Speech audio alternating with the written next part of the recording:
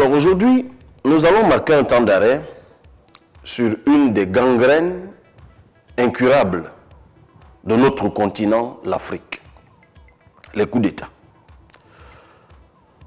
Il y a des études qui nous enseignent que depuis les années 50, il y a eu environ 200 tentatives de coups d'État, dont la moitié a été réussie sur le continent africain. Les records sont tenus par un certain nombre de pays que nous connaissons. Le Soudan en a connu 15, le Soudan. Le Mali en a connu 9, je crois. Le Tchad ou le Niger en a connu 7. Mais le Cameroun aussi en a connu 1. Le 6 avril 1984. Et apparemment, c'était la deuxième tentative parce qu'il y en avait une un an plus tôt, en 1983. Le record, en tout cas sur le continent, est tenu par une douzaine de pays. Et sur une bande homogène, j'ai envie de dire, qui part de l'est de l'Afrique, j'ai parlé du Soudan tout à l'heure, jusqu'à l'extrême ouest de l'Afrique, le Mali. Et puisque je parle du Mali, vous vous rappelez que c'est un pays qui affiche une physionomie, mais j'ai envie de dire une affection, entre guillemets, particulière, mais je le dis, la mort dans l'âme, avec les coups d'État. Parce que souvenez-vous du plus cocasse d'entre eux, les coups d'État, qui a été perpétré en 2012. Ça doit vous rappeler un certain Amadou Sanogo, qui avait mis en place à l'époque un certain CNRE, Comité national de redressement du Mali et de restauration de la démocratie ou de l'État, quelque chose comme ça. Alors, je dis qu'il fait partie des plus cocasses parce que c'est un coup d'État qui avait eu lieu dans un pays où le chef de l'État de l'époque, ATT, Amadou Toumani Touré, devait quitter le pouvoir un mois plus tard.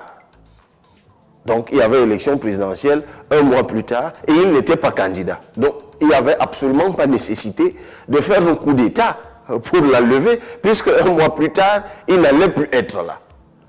Mais il s'est trouvé des militaires qui ont dit non, nous on ne va pas attendre, on doit redresser le pays tout de suite. Mais vous savez, le Mali, ça n'a pas commencé aujourd'hui. Ça a commencé en 1968, je crois, le premier coup d'État au Mali, c'est en 1968 contre le président Modibo Keïta. Et puis, ils n'en sont jamais sortis.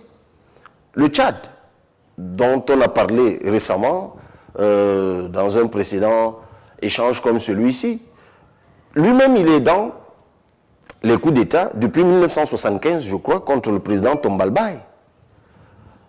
On va parler tout à l'heure, je vous l'annonce tout de suite, de la Centrafrique. Vous savez ce qui s'est passé, ce n'est pas par hasard que j'évoque le Tchad, parce que ces jours écoulés, il y a eu un incident qu'on devrait, à juste titre, qualifier, en tout cas au regard du droit international, d'agression, puisque le Tchad a fait une sortie, notamment par un de ses diplomates, un de ses hauts responsables, un communiqué rendu public, qui apprenait à l'opinion internationale que des militaires centrafricains étaient rentrés dans le territoire tchadien et avaient assassiné 6 militaires. On va en parler tout à l'heure.